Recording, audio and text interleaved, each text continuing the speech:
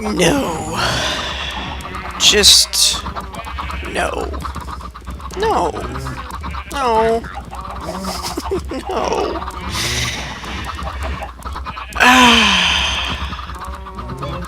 What's up, everybody? Sparewood here from Sleepless Nights with another episode on the Minecraft server. We are not part of the Minecraft group. I'm tired, and I just made the derpiest mistake ever. So, all right, I've got to kill the sounds.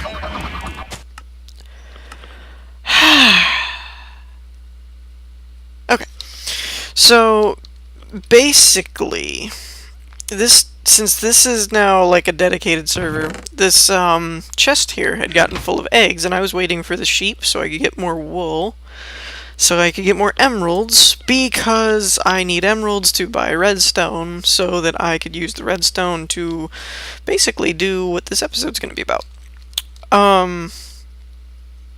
And so I'm standing up here, and I found, let me grab a stack real quick. I found that if you're like throwing the, what the heck just happened there? Pushed him out of the glass. Sometimes it does that, but if you're like throwing and you're just kind of tapping it, then they usually go right into that little crevice there. If you do it too fast, sometimes what can happen, like if you just hold the button, is I found the eggs will actually hit each other mid-air, and you'll get one that spawns outside this gate, right?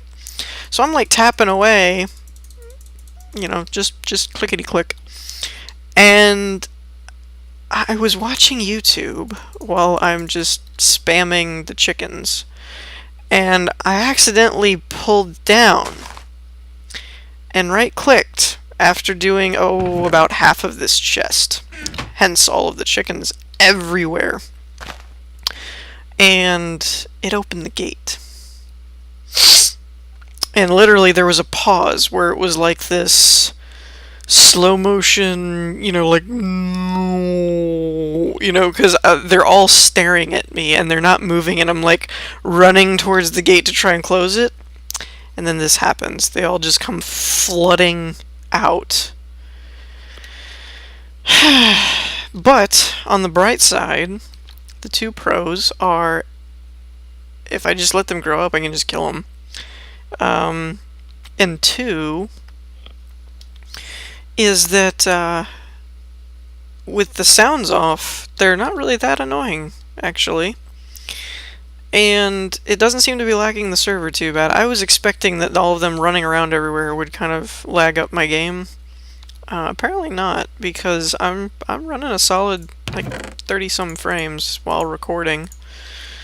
And I don't know. I'm not the most, you know, expert mechanic person on how Minecraft works.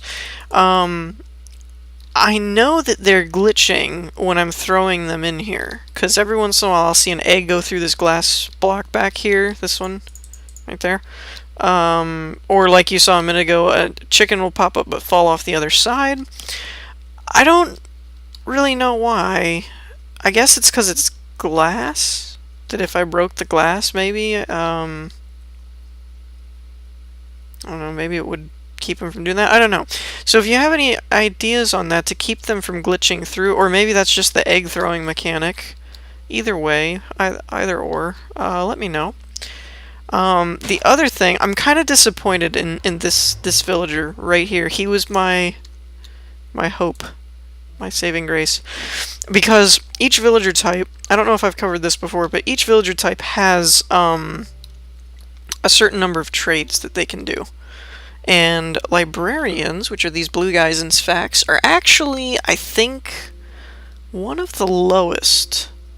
Like, they only can do, like, 9 or something. Yeah, he agrees. He agrees.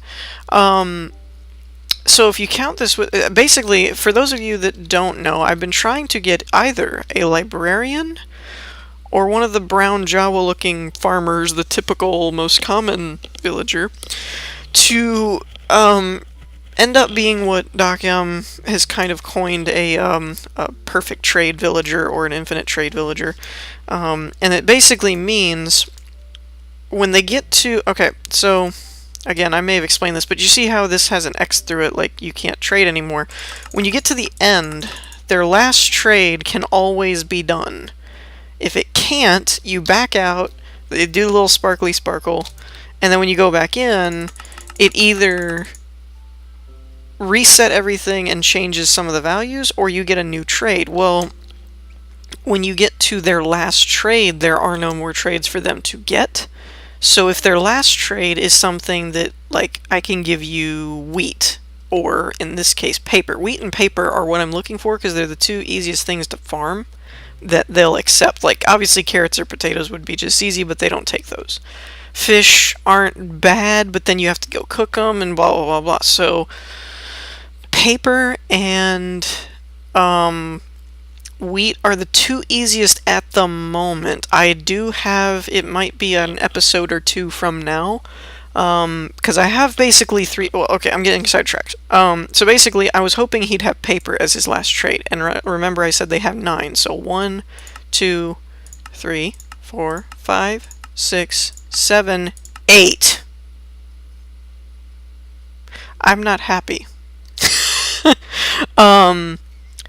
Now, granted, the further back in the trades you get, it seems the harder or longer, I guess I can turn these on now, the longer it takes, shut up, the longer it takes to break into a new trade, right? So, for example, oh, we're gonna run past the chickens, cover your ears. For example, come on, go. This guy, I forgot all about him, but something prompted me the other day to start trading with him. And village, these guys, oh man, how many can they do? Like 12 or 14? Something like that. 1, 2, 3, 4, 5, 6, 7, 8, 9, 10, 11, 12, 13, 14. So they can do 14. But if you'll notice, this guy I'm keeping. Like, what? Oh gosh, I can't do it. There's just so many of them. They make so much noise. So this guy is definitely going to work for me eventually, because if you see this, 1, 2, 3, 4, 5, 6, 7, 8, 9, 10, 11, 12. So there's only 2 more trades he can have, both of which are trades for emeralds. One is wheat and one is gold. Now, again, some of you might be like, well, gold's not really that much of an option. Well, it will be, because I have every intention to make a gold farm. So, it may not be as lucrative as wheat or paper, but it's still a viable way to get an infinite amount without having to do other trades in order to get emeralds. Because, see, the problem is, like the wool, I can get infinite wool right now, from the one guy that sells it, because his last trade right now, at least until he decides to change it, is like an emerald for melons or something. So as long as I keep 1 emerald in reserve, I can always do a backup. But it means I have to constantly keep doing that, and wheat is not the easiest thing because you have to wait for them to, you know, breed and, or not breed, but eat. You have to wait for grass to grow, yada yada yada yada yada yada. So paper and wheat are the 2 best in my opinion, though I've never had a gold farm. I intend to make one, and when I do, one way or another, that guy up at the top will be kind of my infinite source of emeralds. However, he has been more stubborn than you will ever know. I have not done any trades with him other than his last trade. Every time I traded with him, it was always his last one, with the exception of one time I traded him for wool. However, he will not move past those stupid shears, the 3 emerald for shear trade. I have literally got half a double stack, or half a double chest full of shears, because he just won't move on. He needs to just move on with his life. I mean, he's just dwelling. He needs to move on. It's healthy for everyone, Joe. Or, I should name him. That's what I should do. I have 5 name tags. You know what? I'm gonna name him something. What should we name him? Tell you what. I'm gonna wait on that, and I'm gonna leave it up to you guys in the comments. If no one comments on the name, then I'll just pick something next episode. But if people do, and I like them, well, as long as it's nothing like inappropriate or anything, I'll just use whatever the best name I think mentioned is. If there's only one, I'll use that. If there's multiples, I'll use just whatever I think is the best. And then if no one comments on what name they think the villager should have, then I will just make one up and go from there. Oh, here's a good example. So that was a max. He didn't give me all that I could afford, but then when I backed out, you see the little sparkly. And he hasn't made a new trade, so now you're back to just being able to throw those in there. And really, I need 3. Come on, man. Is there... Darn it. Alright. And I have to turn these up. The Jawa noise things really annoy me, but walking around without footsteps or anything just makes me feel like I'm playing the game on mute. It's really weird. Oh, there we go. Perfect. Perfect. Shut up. Whoa, that's new. Whoa. Chill out, man. Alright, throw that in there for now. So let's get on with what this episode's actually about, now that we're like 10 minutes in. So basically, I wanted to build... Okay, so this is all a stemming process. First of all, I want to build... for those of you that may not have tuned in, or those that need a refresher, I mentioned this section past this threshold was going to be like contraptions, that's the enchantment area, but this is like redstone, fishing, contraptions, you know, all that kind of stuff, iron golem farm, you know, like all this area back here, even the storage room. Oh, by the way, the storage room's coming along nicely. Oh geez, that could have been bad. I don't have the redstone or all the frame in place, but all of the chests are in place. There's a lot of them. Base play keeps calling me crazy because I built a giant storage room of epic proportions. So, basically, as I've mentioned before, I wanted to build a gold farm. I've never done it before, but since the 1.7 updates changed the portal mechanics, it seemed a lot easier to do, and I found a couple of really good designs online. I mean, I've been watching some people from Minecraft, from other YouTube networks, whatever, that have been doing some redstone mechanics and really cool stuff, just really nifty things. So I want to kind of push myself and go outside my comfort zone and just start building some things with redstone. I understand kind of the basics of redstone, but I've always had a problem compacting it and making it work the way I wanted it at the same time and things like that. But I'm going to try and just start branching out and start doing more. I mean, you never improve if you don't push yourself past your limits, right? So this is the start of that. This is going to be an obsidian generator. Now, there are easier ways to do this, but I wanted it to look cool while doing it. So I did this in creative, and I built a design that kind of works pretty good. You can get a total of 14 obsidian out of it. You will need redstone, which is part of why I want infinite trades, is so I can always have access to redstone via my priest villagers. Okay, so I'm going to do this in sections so that you don't have to watch me trade with villagers and do boring building. But basically, I've done a 7 wide, 5 block tall, I think. So 1, 2, 3, 4, 5, 6, 7.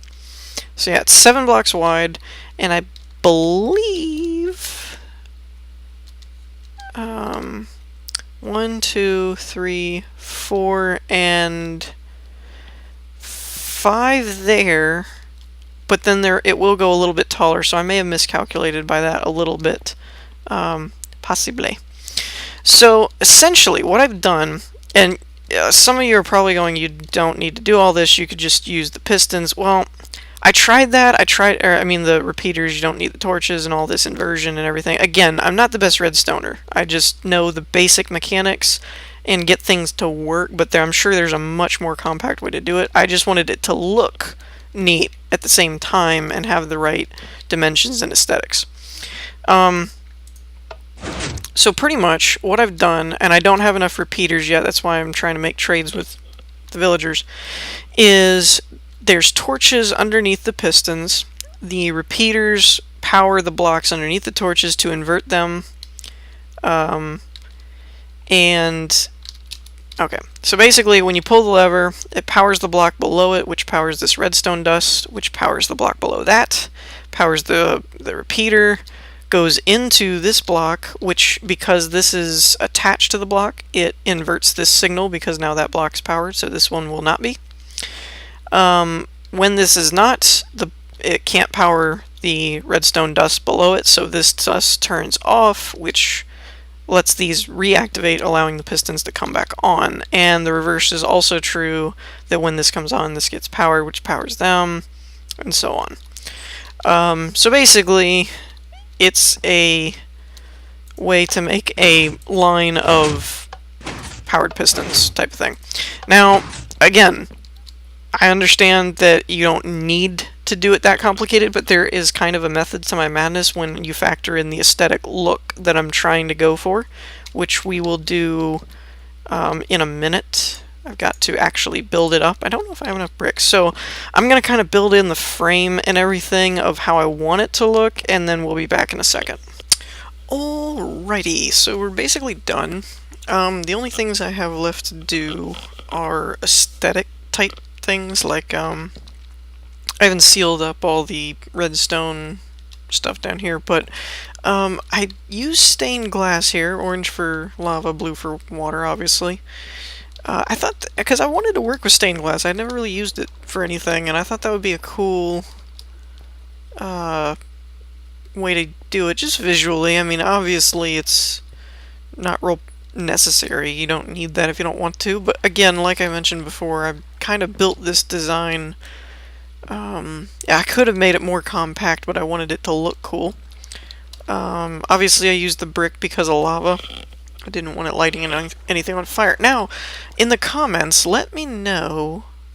I think since this is all sealed all the way around, other than these pistons, I think I could put, like, wood on these blocks or on this side, you know, for keeping the pagoda look, like I always try and do. I think I could do that, like wrap it around. Anyways, let me know if any of you have tried something like that and it still lit anything on fire. I believe that would still work. So essentially, let me explain how this works here, for those of you that may not know how to use the obsidian generators. You have to dig a trench for the water, because otherwise the lava... Well, no, this is weird, okay? It's some kind of... I don't know if it's a glitch or whatever. They haven't fixed it in forever. But if I lower the pistons right now, this would all turn to cobble. So, I think, in theory, let me test that, actually. So you lower that, those come out, boom. So actually, I didn't realize it, but this is doubling as a cobble generator. Awesome. Well, there you go. Because, I don't know, some of you may have noticed that watched my episodes, I tore down the cobble generator because it was like right here, type of thing. And I tore it down to make room so that we could go build this sucker. So I don't actually have a cobble generator anymore, but now I do. Woo! Woo! That was dangerous. Almost died. Oh yes, some of you may notice I'm in iron stuff and I don't have my infinity bow. I was working on the underground tunnel in the tree mine here, which, by the way, I feel like has grown or done something because it looks way more natural than it did. So I feel like the leaves and stuff are growing maybe, which is awesome. But anyways, I was down there in the tree mine doing stuff and excavating and doing different stuff for future projects possibly, and cave spider shows up out of nowhere, bites me. The impact threw me off the little ledge that I was on right into a lava pool, and I went deep, like I'm looking up seeing the lava, and I'm like swimming, and yeah, I burned to death. And because I was in lava, lost all my stuff. Now the good news is that most of that stuff was acquired from the villager trading, so I really didn't lose any diamonds or anything. I just have to go trade with them again at some point. The bad news is I lost my infinity bow though, which I'm close. I'm at 26. I think I'm just gonna drop all my levels on a bow and hope that it works. So anyways, you saw that it basically works like a cobble generator, that if lava touches water it turns to cobble. However, an odd little thing that I discovered at one point, well no, I didn't discover it, I looked it up online, like I googled or YouTubed like Obsidian generator and it happened to show up, but is that if there's redstone there and the water or the lava touches the block that would turn to cobble, it turns to obsidian instead for some reason. So you don't have to use the source blocks to touch each other. As you can tell, when these pistons drop, they go out too, actually. But because water and lava are touching, it tries to make cobble, but for whatever reason, because there's redstone there, it makes obsidian instead. So this can be both, actually. But so for this to work, you have to keep the water. It can't touch the source block or the water will be used. So if you just had these as sources, it would turn all of this to obsidian and then you'd be screwed. So basically, and kind of the same with lava, if the water touches the lava source block, it turns it to obsidian and screwed. So by screwed I mean it uses up the block. You'd have to go replace it again. So this way, you have all your source blocks there, you have all your source blocks back there on the second row of glass, and it makes a flowing stream. But in order to keep the water from not washing away the redstone, you dig a little trench so it goes one block down, so the water is still here, but it goes down there instead of onto this block. That's really the most, aside from the redstone, that's really the most difficult part. Was figuring that out, because I kept trying this and it kept washing away the redstone. Then I realized if you drop it a trench, then it'll be fine. And the pistons basically just cut off the lava for when you want to be in here and not burn alive, because that puts a damper on stuff.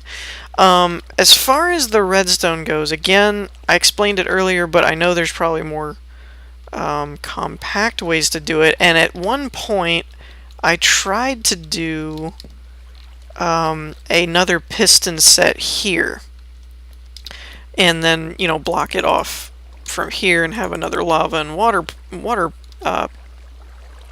bucket.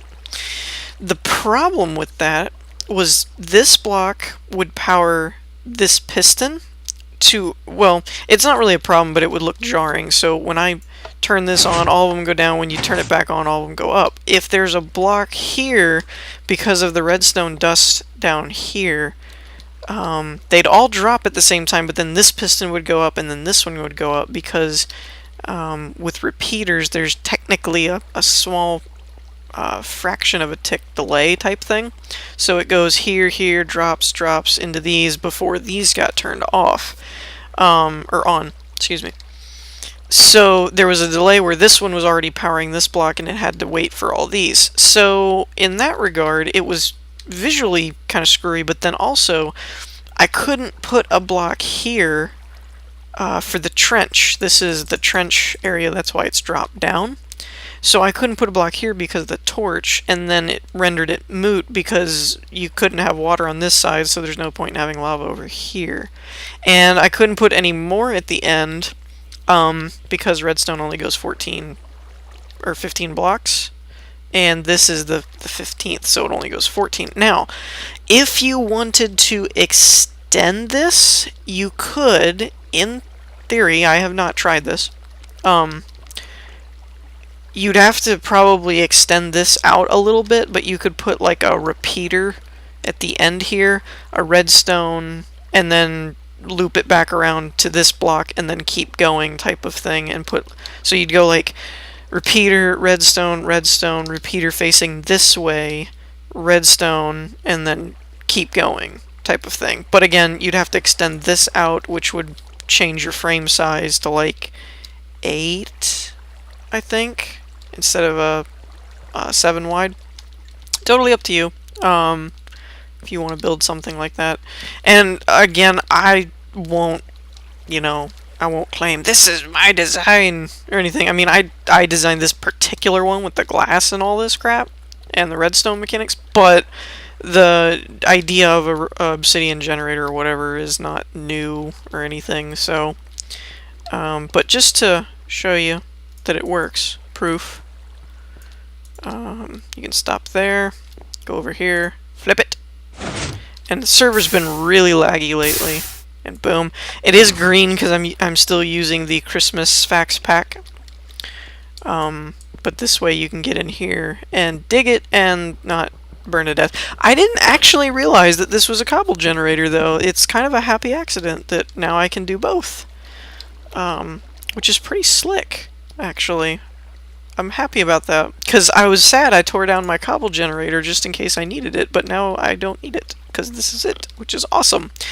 But as I started to say earlier in the episode, we're kind of running low on time, but this is a byproduct of a bigger grand plan, because ultimately I wanted to build, I've still not finished this because I'm still working out the villager spawners and all that type of thing. So basically a lot of what's been going on my end of my videos has been kind of through domino effects. So I want to get a perfect villager trade.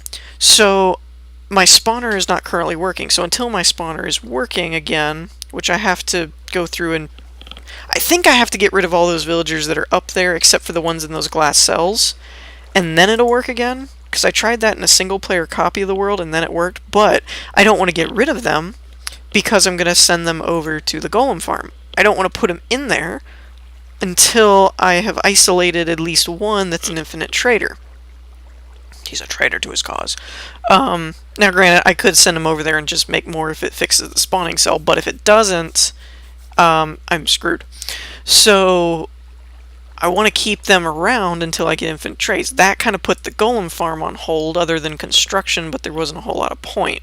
I have a cell and a tunnel and everything. The storage room is coming along, but there's no real reason to make videos on it anymore since I already explained how it worked. It's basically just finishing it, but I mean, I already explained how I was going to do the aesthetics other than the exterior with that, you can see the redstone. But I've explained the redstone mechanics to the, comparators and all that to tell you where the lights are, how I was going to put picture frames on the front, yada yada yada, so there's no reason to show you guys all that. That would just be tedious. So, a lot of my projects are kind of in limbo at the moment. That, and I've just got so many different series running on my channel right now that, makes it difficult to have time to just sit here and farm tree wood and everything so that I can finish some of the pagoda style or this stuff or whatever, because that all I have to farm all that stuff before I can do this, so that all takes time. Anyways, long story short, or long story long as this is going, on top of all these other projects that are kind of in limbo, one of my ideas that I wanted to do is I wanted to make a gold farm for both health potions and possibly trading gold with villagers and, gold armor or weapons, whatever. And I wanted to make a mob farm for, I'm not going to do, like, I did that spider spawner one, which was okay. but I'd like to do an actual mob one, so you get witches and skeletons and creepers and stuff, so I can get gunpowder bones and, you know, all that good stuff. And I have a design that I found on YouTube. I will try and, when I do a video on that, I will try and link that video in the description, to give credit where credit's due. But I am going to change, the guy who did it, basically was doing a drop spawner where they just fell and died and you picked up the drops, but he, you know, it was kind of like you can do whatever you want here. For the pickup part, he just wanted to explain how to spawn them, which was fine by me. So I am going to do something different on the collection point, where I may convert it to where it could be either an XP or just a drop farm, depending on how I want to do it. The logistics of that I'm still working out in my head, but I wanted to make a mob farm and a gold farm. Now, gold farms required big or lots of nether portals, which require dun dun dun dun obsidian. So now you might start figuring out where I'm going with this, that I needed a steady supply of obsidian before I could really work on a gold farm, because I need to make massive and big portals, which require a lot of obsidian, because I think the biggest portal is now like 23 by 23, which is, rough math, like 46 or something. So I need like a stack almost of obsidian per portal, type of thing. So yeah, the next episode that I do will probably be on the mob farm, maybe, while I'm still gathering up obsidian. It depends. If I have enough obsidian by the time I need to record another episode, then I may just go ahead and work on the gold farm, because that I like probably more than the mob one, but we'll see.